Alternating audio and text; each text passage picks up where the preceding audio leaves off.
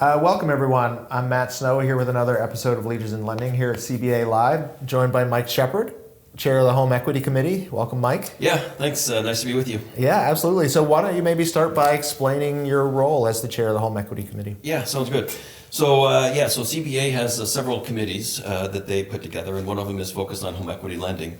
And so I'm the chair of that particular committee. It's made up of about 40 banks or so, and they're all varying degrees of size, right? Which actually is one of the interesting things about the committee is you have very large organizations like U.S. Bank and Bank of America participate, but you also have then several smaller organizations. And so, like I said, it's about 40 members, and we get together on a regular basis to talk about different areas of the business that are impacting each of us and kind of share best practices. Okay, great. And you've been in banking for some time. It's always funny listening to some of the past episodes and how people get into banking, and it seems like almost not many people grow up as a kid like dreaming of being a banker. What's your story a little bit? Was that always a career goal of yours? Or? Yeah, so I am a longtime U.S. banker. This is year 27 at the bank, so I have been around a long time and seen the organization grow in different ways. I think we all say we are accidental bankers in some way, shape, or form. What's interesting is, my background was actually in call centers and ultimately just got into kind of product development. And so started at the bank at an early stage and really got into product design and have had the fortune to be in a variety of different business units, whether it's kind of traditional retail, lending, cards, prepaid, things like that. But it's a really interesting, I think, just space that's focused on like solving customer problems. When the day is done, right, and there was definitely a discussion about this yesterday about how banks can help facilitate really the end goal for the consumer in home ownership and saving for whatever they're looking to do in the future. And that, I think, is always the interesting part, is how can we be part of solving the problems that the consumers have in managing their day-to-day finances. Yeah, I find that's one of the things I like about conferences, especially the CBA. It's really centering. It brings you back to what we're trying to do in terms of solving problems for the consumers. Yeah, and if you think about the theme for this year is for the people, which is right squarely in the center of, obviously we are here to serve customers, whether they're retail consumers, small businesses, it doesn't matter, right? I mean, for the people is what it's all about. Yeah, definitely. And so maybe back to the committee. Tell me more about like the role of the committee. What do you guys do in terms of policy, benchmarking, some of the studies you do? Yeah, I think one of the things that's interesting is back to the point that we have such a varying degree of size, right? We're able to really use it as a chance to share what's happening at kind of the macro level. How is each institution looking at this? How are they looking at what's happening? Not getting into anything proprietary, but just what's happening in the business, right? And that's the benefit of CBA as a total, right? To be able to bring together all of the institutions that are part of the CBA family. And so we spend time, right, so we get into a cadence of monthly meetings, and then we actually have a couple of subcommittees that also are interesting that allow us to go deeper into specific topics, whether it's risk or fulfillment or potentially on the product side. And so we just get into this routine that allows us to share what's happening, and then honestly, right, you do learn something. I learned something from some of the smaller institutions, and I've heard directly from members about how they learn when they're able to talk directly with larger institutions as well. And that's ultimately, I think, is, collaboration is a word we use a lot, both on our committee as well as for, I think, CBA overall.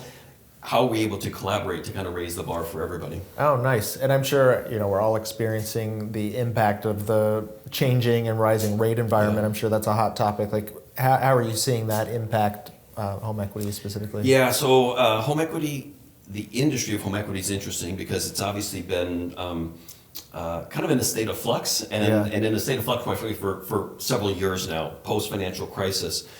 2022 was a really strong year for the industry.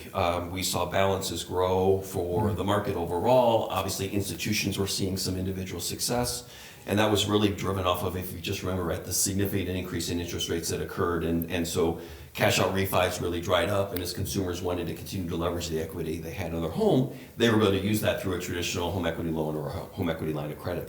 Now as you get into 23 and early 24, you have rates that are higher, which then there's a perceptual challenge that consumers still have about, it is a rate that is, pick a number, 8, 9, 10%, which is higher than what they're used to. And so I think we're seeing that now transpire in originations. We're definitely softer in 23 Yep. versus what we saw in 2022 and even 2024 starting a little bit off that same way. Now, on the flip side, I think what we also are seeing, though, is a significant change and reduction in attrition. Because people would have historically, if they had an existing home equity account, they may have paid that off as they refinanced their first mortgage. Sure. And that refinance activity has slowed, which is then providing some relief and some benefit on the home equity balances side. So while originations may be slowing, your balances are starting to hold their own because you're not seeing as much attrition. Okay, and credit quality pretty stable through that time? For sure. Yeah. I mean, I think we definitely have seen, I think, some changes in the through the door, and these are the things that we actually had a committee meeting on Sunday, and we're able to talk a little bit about this. You know, some of the through the door populations are changing. Yeah. With a little bit, still very much in kind of the prime space, but going out a little bit. Because some of the consumers may have historically used a cash out refi, and now they're not, so they're going to go to a home equity as a way to facilitate the way to extract the equity in their home. But, banks are still very sound in their credit guidelines, Yeah. in certainly your determination of credit, your ability to repay, as well as then the collateral evaluations that we all have to do in making a decision Right. on offering that loan. Yeah, and what about like the consumer in terms of like how they think about just the awareness of the product, how they use the funds? Do you see that changing as things are getting more expensive, cars are more expensive? I was Yeah. talking to Mark and Melinda about that yesterday. How are people using the funds or thinking about home equity as a tool in their financial toolkit? Yeah, so the single, number one intended use is still about home improvement, which Yeah. is not a surprise. And then the second is debt consolidation. And again, we didn't get into detail, but I think I've definitely heard from some of my colleagues that there's an increasing mix towards debt consolidation Yeah. versus home improvement, but it is still, the overwhelming intended use is still on home improvement. And I think we're all then still very kind of optimistic about the future because consumers are locked into very low first mortgage rates. And as they are thinking about upgrading their house, they may then use the equity that they have in their home to upgrade it versus moving to another house in their neighborhood or into another part of the city that they're in. Because they want to keep that 3%, 4% mortgage rate that they have on their first mortgage. And so, we think there's still, between all the tappable equity that consumers have and then kind of very low mortgage rates, that does create a really compelling opportunity for an asset class like home equity. Yeah, and I can't remember where this was, but I was talking to someone else too who mentioned like the additions on houses up, like building, Yes. Vertically is much more popular now because it's cheaper than. That's exactly it. So one of the use cases that I know several of us are looking at is what they call ADUs, accessory Yeah. dwelling units. And it's a really interesting new kind of use case that's coming around how people can either add a standalone kind of unit in their backyard or potentially doing an addition above a garage or something like that. And it may start out as a rental property and then could transition into a living space for an elderly parent or something like that to move in. And so it really becomes an interesting way to be able to use your existing property, stay in that, use the equity that you have, and then kind of expand over time. Yeah. Are there any other upstream or downstream impacts or things that you guys are forecasting, like changes in the market, home prices, inventory that are driving that as well? I think everybody is still relatively optimistic about home values, right? We're not going to see a major drop off. I think the industry still feels like, it's going to be stable. There's not going to be, probably not the same level of home appreciation, but not a big drop off. And certainly there can be very different, pockets of the country based off of certain geographies. But overall, home price appreciation appears to be quite strong. Yeah, definitely. Maintaining. And then it really comes down to, right, the consumer's comfort in taking on that additional debt, right? Because that's the part that I think, back to what we said before, high interest rates is part of it. Then the psychology of, right, am I comfortable taking on or borrowing another, pick a number, right? $50,000, $60,000, $80,000 to be able to do this work, knowing that I have to now have that monthly payment into my budget. Yeah, that's interesting. So the consumers almost become, a resource of like a barometer on the industry as well, or where they think it's going to go. The wage growth, employment, which seems surprisingly resilient still. Correct. So that's kind of their sentiment. Yeah. I mean, if a consumer feels optimistic about their job and what's going to happen to their house, right, they may feel more comfortable then making these investments. And some of this then also becomes almost forced, right? If you are having your second child, or if you're having, kind of an expansion of your family and you need to add additional square footage, versus again, you can't afford to move to another house, so you're gonna then stay in that existing house with your low monthly payment on your mortgage, and then add that additional, payment into, with the home equity. Gotcha. So maybe back to the committee for a minute. Like, talk more about the member benefits there. Are you collecting data from the banks that are members of that, doing benchmarking, or what kind of other feedback are you getting? Yeah, so we don't do anything as individual members, and CBA doesn't facilitate that. But there are several kind of consortiums that collect information, and then and they're used to help kind of give us an idea what's happening in the market, both on the origination side as well as on the balance and the portfolio side, which is important, right? Because we tend to spend a lot of time talking about originations and what's happening with new accounts and applications and all that stuff. But to my earlier point, when you have such a change in your attrition, your portfolio performance then also becomes really important.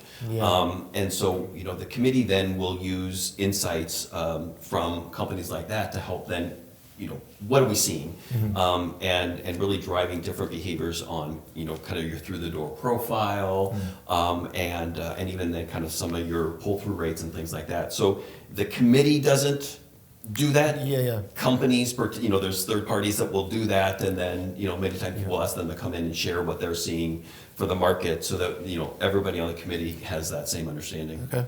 Any geographic patterns that people are seeing? Not a ton. I mean, I think you would expect, kind of the typical in the large metropolitan areas. There hasn't been any major that we're seeing any fundamental kind of changes based off of your through the door, your credit profiles for certain geographies. That's one, like, everybody has felt pretty good about kind of where the markets are at. And the biggest variable in all of that, quite frankly, is just your home appreciation. Yeah, gotcha. Another thing interesting about the CBAs, on the floor, in sessions, lots of presence of regulators. So how do you guys interface with policymakers, regulators, and think about your role in that capacity? Yeah, I mean, certainly that's a key part of what CBA is all about, is their ability to then represent the industry, to then help make influence either with regulators or on Capitol Hill through Dave and Sam. And so, right, as there are things that are coming up, that they are educating us, which I think is an important part, because obviously we're not close to that day in and day out. So we utilize those guys to help educate us of what they're hearing and what they think might be coming up, and then also then how we can then utilize them to be able to influence, if there's something that we want to make sure is accurately represented from a home equity perspective. And some of this may not be home equity specific, right? Because it may be about residential real estate, whether it's mortgage or home equity, because we kind of get lumped into just this broader, real estate lending use case. But that's really an important part of how do we use CBA? How do these 41 banks ultimately kind of represent their institutions as well as all institutions to be able to then help influence if there's something coming on the policy side. Gotcha. Are there any major changes that you guys are specifically working on? Knock on wood, no, right? So obviously there's a lot of other things happening at the Bureau and on the Hill. And knock on wood, at this point, we haven't had anything that's coming that is on the foreseeable future. Gotcha. Yeah, home equity, I think a pretty stable, reputable product. I know we've also talked about other maybe like unsecured or small dollar lending that you've got some experience in. Maybe share some of compare and contrast some of those products in your experience, how the consumers are using them, how they're viewed from a regulation perspective. Yeah, when the day is done, right, I think we tend to spend a lot of time, we talk a lot about products, but we also need to take a step back and think, the consumer needs access to money to be able to buy goods and services. And how do we think about those underlying reasons why they need money first and less about products initially? And so unsecured is a great example, right? If a consumer needs access to $30,000 to be able to do some work on their house, which is, a pretty typical home equity use case, those are squarely in the sweet spot for some traditional unsecured loans. And so we spent a lot of time, one of our sessions yesterday actually was kind of this debate and discussion about unsecured versus home equity. Where does it begin? Where does it end? Obviously, you always want to be thinking about what is in the best interest of the consumer first. Right. And it's not just always about price, it's about convenience and simplicity and cost and all that stuff. And each product has different pros and cons. And so we definitely spend a lot of time thinking, okay, mean, all the institutions, how does, a larger dollar amount, a longer term, a monthly payment, interest rate, all factor into that solution that makes the most sense for the consumer. But for the industry, home equity and unsecured have been kind of competitors at times and kind of complements at times. Right. So I think there is a balance there, but certainly, we know that unsecured is, in particular in some of the point of sale situations, are very much used as a alternative to home improvement. Yeah, I like that anchoring back, like we started with, what is the consumer need that we're trying to solve, which can be sometimes hard, especially as any organization is going to be broken up, organized around products, right? You're trying to develop something specific to bring to market. Anything the committee is seeing, or are people talking about innovations in how they structure organizations, develop products to make it simpler for the consumer to say, here's the need I have, versus someone going in, like you might go into a traditional retail store and say, here's the product I'm looking for off the shelf. Yeah, I don't know if there's anything innovative necessarily, but I think there's much more of a mindset of connecting with your stakeholders within the organization. If you don't have unsecured, like how are home equity people connecting with unsecured? And what's interesting about the committee is, we have people that represent home equity and mortgage, and we have people that represent home equity and unsecured. And so like you get very different, like some people are like, well, I'm thinking about it through the lens of kind of that use case through home equity and unsecured, and others are like, well, I'm thinking about it kind of residential real estate, and I need to be very intentional to talk to my unsecured colleagues, whether that's in kind of unsecured personal loans. We also can't lose sight of credit cards, right? Obviously credit cards are can be an enabler for a consumer to make a $8,000 to $10,000 purchase with a relatively low interest rate.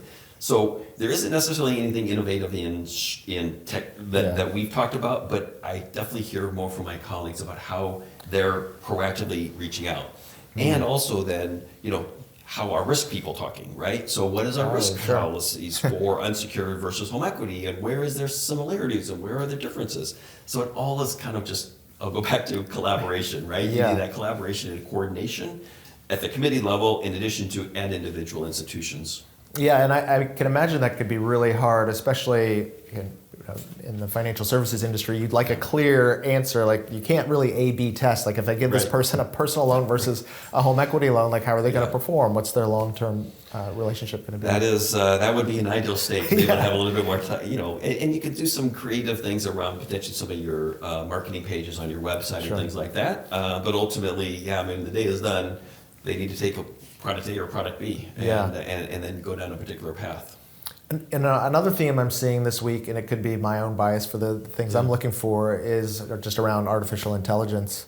The ability to make things more automated, the ability to help serve the consumer, get them their questions and needs answered faster. How are you seeing that come through in the home equity space? Yeah, I think home equity is. I'm a baseball guy, right? So I think we're in maybe the top or bottom of the first inning on the home equity side relative to potentially other use cases and other products. Partly because, this is still and I think it's ripe for opportunity, but it's so early because, the process is still quite manual. And how do you then find ways to be able to use additional data, additional technologies to be able to automate, but not then increase your risk or exposure. And that's the uncertainty that I think a lot of institutions have, is how can I bring that in, but not then, and also then obviously still continue to comply with all the necessary regulations and rules, but not then always force the consumer to bring us documents. So that's an area that the committee has spent a lot of time on over the years, is just where are there opportunities for us collectively to simplify and automate. And certainly there are some new entrants that are doing that and setting the bar high. And that's good, right? I think the industry needs to be pushed to be able to say, how do we then all step up to be able to then deliver some of the similar experiences that new entrants are providing? Yeah, are you seeing like safer areas to start in? Is it verification? Is it underwriting? Is it in the user experience? I think it's going to be more on the kind of on the collection of documentation as your starting point. I think beyond that, I think it gets a little bit tricky and I think less aptitude or interest in trying some of those things initially. Interesting. What are some other trends that maybe you're seeing either in credit quality in general, or again like interpretation of that data, the through the door population? Is there any? Yeah, you know, I think the other thing we spent on quite a bit of time talking about the other day in our meeting was just overall client engagement through activation. And so obviously with a home equity line of credit, right, we'll give a homeowner a line that they can then use when it's convenient for them and when they need it. And so we were like, what are we seeing differences in your number of consumers that are taking a draw or using it initially, and then long-term utilization rates as well. And I think there was definitely, that's one that everybody's keeps watching, because obviously, right, you want to give the consumer access to a line of credit to be able to use over time, but if they don't use it, that is, you know, that doesn't add any value to us initially, and so where is there that right balance? And so I think we'll continue to talk through that, just what are we seeing, and what does that look like based off of different credit profiles and different geographic areas and things like that. It's like, is there any, you know, core trend that's happening? But that's one that I think we all are watching, because you definitely are starting to see, and we are starting to see some improvement in utilization rates, which then speaks to consumer demand and the interest in using that open credit to then make these purchases. Okay. Is there a lot of interaction with other committees, or how think about the CBA as a whole? Yeah, that's definitely an area. So each of us kind of established some targets and some objectives for the year, and that's one that we are being much more mindful of. The two that we're connecting with is fraud and then CRA. Okay. Because those are areas that are, you know, fraud is just an area that we all need to be mindful of. Totally. It's real, and so what is the fraud committee seeing, and how can then, you know, we kind of work together with them and just begin all in the spirit of joint learning and joint sharing of information, and then the same thing on CRA, right? I mean, obviously, home equity can be used as a way to facilitate CRA lending. And what are they seeing? How does that work? New rules, all that stuff. So definitely an area we want to be spending a little bit more time on. Yeah, fraud, I imagine, is one that is pretty safe, where everyone wants to make that as minimal as possible. Exactly, so any insight you can share, people are probably and historically, fraud on home equity lines of credit hasn't been a big area of focus. True. You know, now I think every institution is starting to realize, both on the new account origination side as well as then the existing customer, when they have that $100,000 line of credit that's sitting out there, what are the tactics, what are the things being done to minimize any potential fraud losses through account takeover, things like that. So again, in 3 or 4 years ago, wasn't a hot topic. It's an area that we want to be spending more time on. Interesting. So that you mentioned the committee, obviously a great way to continue to learn. Are there things, I mean, selfishly for me, I'm trying to put together a network of things to learn from as well. Like, are there thought leaders, publications, things that you follow externally to kind of keep up to date on everything going on? Yeah, that's a good question. So, you know, we all are looking at different forms of data and different reports and all that stuff. You know, the one that I spent a lot of time on is the New York Fed does a study on household debt every quarter. Okay. And it's interesting, right? Because it actually gives kind of a complete picture of all debt. It's not just about home equity. It's about what's happening with mortgage balances, credit card balances, auto, home equity. And so, and then they go a little bit deeper then into some credit profiles and some different trends with delinquencies and things like that. And so that to me is, you know, because when the day is done, right, the home equity is a part of the consumer's debt wallet, we'll call it, right? Yeah.